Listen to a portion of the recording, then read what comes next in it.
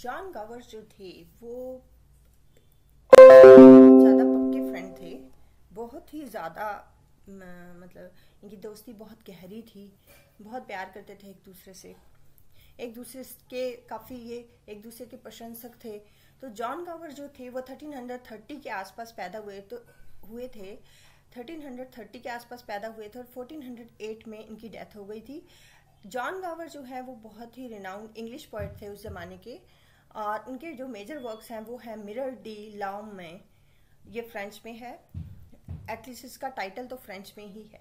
वॉक्स क्लेमेंटिस ये लैटिन में है। कन्फेशियो अमेंटिस ये इंग्लिश में है। और ये तीनों बहुत ज़्यादा फेमस वर्क हैं इनके।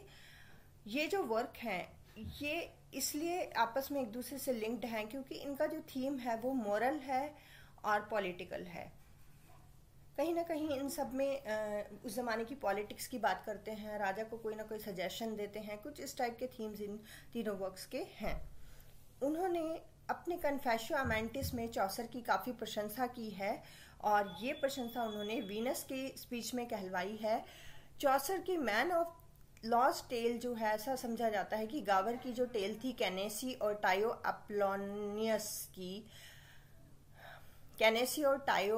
अपोलोनियस की जो टेल है उससे इंस्पायर होके बनाई गई है। तो इस बात से गावर काफ़ी नाराज भी हो गए थे और दोनों की दोस्ती में दरार आ गई थी। गावर ने काफ़ी बैलेड्स लिखी हैं एंग्लो नॉर्मन फ्रेंच में। ऐसा कहा जाता है कि पूरी ज़िंदगी वो बैलेड्स लिखते थे, बहुत पसंद था उन्हें बैलेड्स लिखना बहुत पसंद था। तो उन्होंने क्लिंकेंट बैलेड्स नाम का वर्क है, उसके अंदर इनकी सारी जो बैलेड्स हैं वो इंक्लूडेड हैं। मिरर डी लॉम में ये जो वर्क है ये इनका पहला वर्क है और इसे स्पेक्युलम मैंडिटेनिस उनका पहला वर्क जो है स्पेक्युलम मैंडिटेंटिस कहा जाता है और इसका टाइटल फ्रेंच में मिरर डी लॉम में है और ये रिलीजन और मोरालिटी के थीम पे बेस्ड है। ये एक इंस्ट्रक्शनल लॉन्ग पॉम है 30,000 लाइंस के आसपास की, जिसमें वो किंग और उसकी कोर्ट के बेटरमेंट की बात करते हैं, उन्हें सजेशन देते हैं बेटरमेंट की। और इस समय पे इंग्लिश और फ्रेंच जो हैं वो सिंगल क्राउन के अंडर थे, मींस फ्रेंच के राजा को ही दोनों तरफ का राजा माना जाता था। वॉक्स क्लेमेंटिस जो हैं वो इनका सेकंड वर्क है और ये लैटिन में लिखी गई एक एलेग्री है जिसके अंदर पीजेंट्स रिवॉल्ट का जिक्र मिलता है। और उन्होंने ये भी बताया है कि ये जो पीजेंट्स रिवॉल्ट है ये विलियम वॉल्सवर्थ ने रिबेल्स का एक्सप्रेशन किया उसके साथ ही खत्म हो गया था।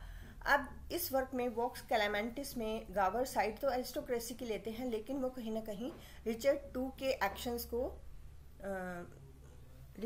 एक्शंस को ये क्रिटिसाइज भी करते हैं एक थोड़ा सा इनडायरेक्ट वे में। जैसे कि कहते हैं the captain in vain endeavour to direct the ship's course, कि कैप्टन ने फालतू में ही एंडीवर किया शिप के कोर्स को। तो इस बुक में वो रिचर्ड टू को एडवाइस करते हैं और अपना जो लव है इंग्लैंड के लिए वो एक्सप्रेस करते हैं। गावर के अकॉर्डिंग वॉक्स क्लेमेंटिस का जो भी वर्क है वो दूसरे ऑथर से लिया गया है। मैकॉले ने वॉक्स क्लेमेंटिस को स्कूल बॉय प्लेजरिज्म कह के पुकारा है। जॉन पीटर नाम के एक विद्वान हुए हैं, वो इसे वॉक्स क्लेमेंटिस को कंप्लेंट लिटरेचर में रखते हैं कि इसमें कुछ कंप्लेंट की गई है।